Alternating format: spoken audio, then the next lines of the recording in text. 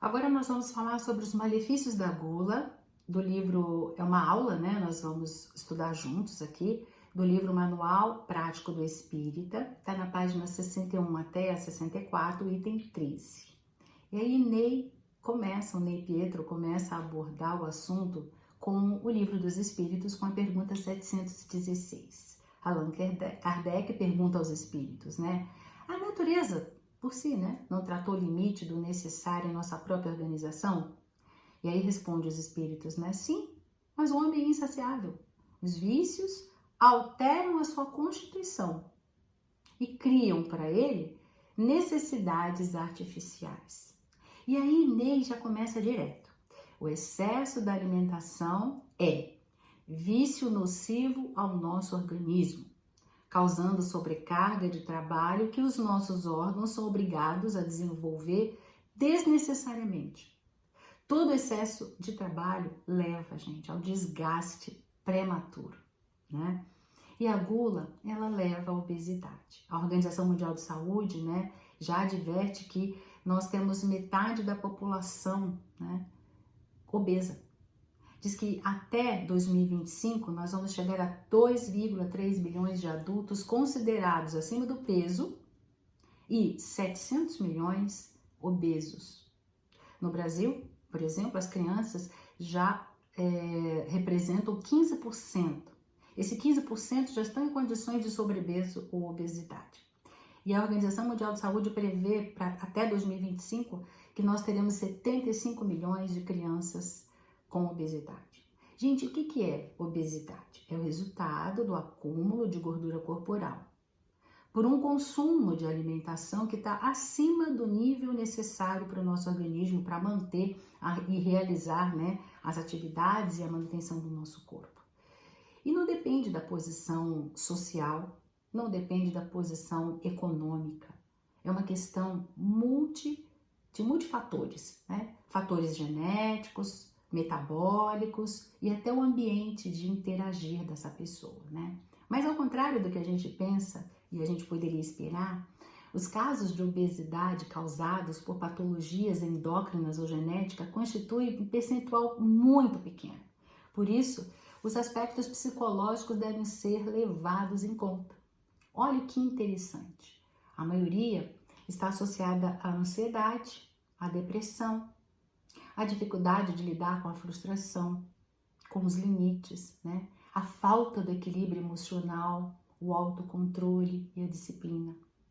Julieta Seixas Moisés, ela diz assim, abre aspas, muitas vezes é associado à passividade, à submissão, à preocupação excessiva com a comida, à ingestão compulsiva de alimentos, dependência, a não aceitação do corpo, o temor de não ser aceito ou amado, a dificuldade de adaptação, né, de adaptação social entre os colegas, amigos, desamparo, insegurança, intolerância, culpa, né?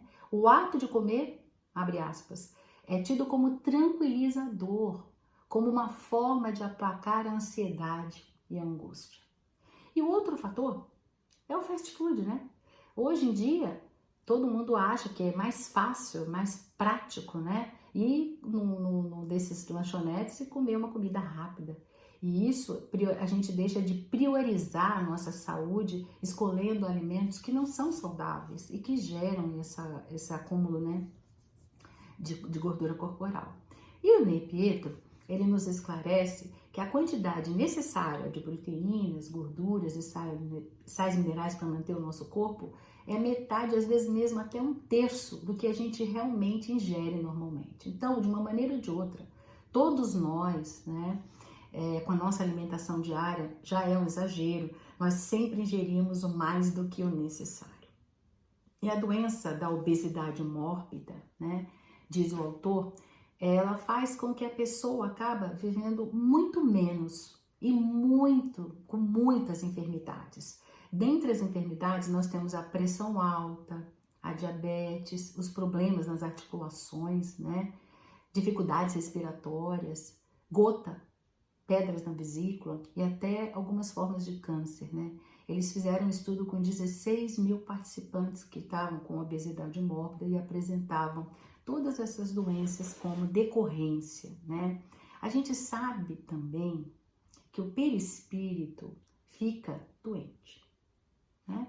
Nós levamos as marcas desse desregramento para as encarnações subsequentes.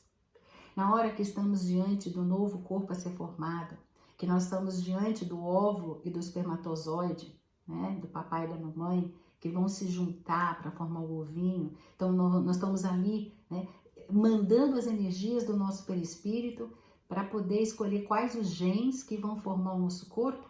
Nós estamos levando exatamente as coisas que fizemos, abusos de outras vidas, que deixamos marcas no nosso corpo, né? Então, se a gente pensa, né, eu brinco assim, a gente morreu, o corpinho gorducho ficou, e aí a gente continua magrinho no plano espiritual, né?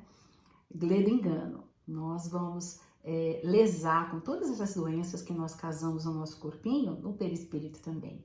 E aí na próxima encarnação, ele vai se encontrar afetado com todas as nossas escolhas pretéritas, né? Mas como é que a gente sabe que está obeso? É calcular a massa corporal. O valor desse cálculo tem que ser menor que 30, né? Então você divide o seu peso pela altura ao quadrado. Se for maior que 30, nós já estamos com obesidade, tá? Os sintomas estão decorrentes, né? Por exemplo, falta de ar. A falta de ar porque a pressão, né, do abdômen sobre o pulmão faz com que a gente respire mal e a gente tem até falta de ar. Dores no corpo, lógico, o excesso, né, de peso, né, faz com que o corpo tenha que suportar e traz desconforto para os joelhos, dores nas pernas e nas costas, né? A falta de condicionamento físico, às vezes para andar dali aqui, ali ter pouquinho, um pedacinho, ou subir uma escadinha, a gente já não consegue, já tem dificuldade para concluir essa simples tarefa, né? Problemas de pele, manchas escuras nas axilas, no pescoço, na virilha, por conta da resistência insulínica no corpo, né? Além de dermatites, infecções por fungos, pois é. Varizes e úlceras, né, nervosas, as úlceras nervosas que eles dizem, né, diz por aí, né? Mas elas são provocadas pelas alterações da circulação sanguínea, né? Ansiedade, depressão, compulsão alimentar, autoestima, né? Tá tudo isso comprometido. Como diz Ney Pietro, né? Grandes quantidades de alimentos deglutidos não significa boa saúde, né? Na busca de melhorar, é primordial que nós busquemos durante as refeições, diz o Ney Pietro, a mente tranquilizada e emoções acalmadas, que essa sim é a forma para a gente aproveitar as energias e os valores alimentícios, focando naquele momento, aquilo que a gente está comendo, né? E quando nas refeições ocorrem discussões, contrariedades, nós vamos ingerir mal, provocando perturbações estomacais, impregnando, diz ele, os alimentos de vibrações negativas altamente perniciosas ao nosso espírito.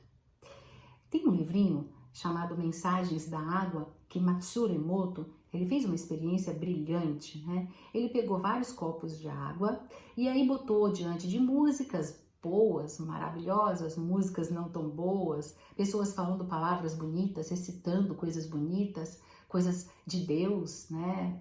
Palavras, né, bonitas e as outras ruins também, né? Depois ele congelou, fatiou e olhou lá no microscópio de eletrorressonância magnética lá que você consegue enxergar, né, as moléculas. E ele bateu foto dessas moléculas e aí mostrou como a água se transforma com os sentimentos, as emoções, as palavras. As palavras têm força, né? E a gente não pode esquecer que nós somos 70% de água, né? A gente não pode esquecer, quando estamos grávidas, que nós temos um bebê envolto numa bolsa de água, de líquido amniótico, né? Nós não podemos esquecer que à nossa volta, os alimentos que nós estamos preparando, né? Nós colocamos uma panela com água, fazemos o suco com a água. Olha aí, a água, como ela pode absorver todas essas emoções positivas ou negativas, nos dando o exemplo exatamente do que o Ney falou, né? A importância de, durante uma refeição, nós estarmos cantando uma música alegre, vendo coisas positivas, né? Coisas boas e não brigas e discussões. E aí ele traz a pergunta também, logo em seguida, no livro dos Espíritos, número 723, ele diz assim, Allan Kardec perguntando aos espíritos, né? E a alimentação animal para o homem é contrária à lei natural? E olha que os espíritos respondem. Na vossa constituição física, carne nutre carne, pois do contrário o homem perece. A lei de conservação impõe ao homem o dever de conservar as suas energias e a sua saúde, para poder cumprir a lei do trabalho. Então, para a gente poder trabalhar, a gente precisa que o nosso corpo tenha energia o suficiente para isso, certo? Então, nós precisamos nos alimentar adequadamente. E ele deve alimentar-se, portanto, segundo exige a sua organização, responde o Livro dos Espíritos, né?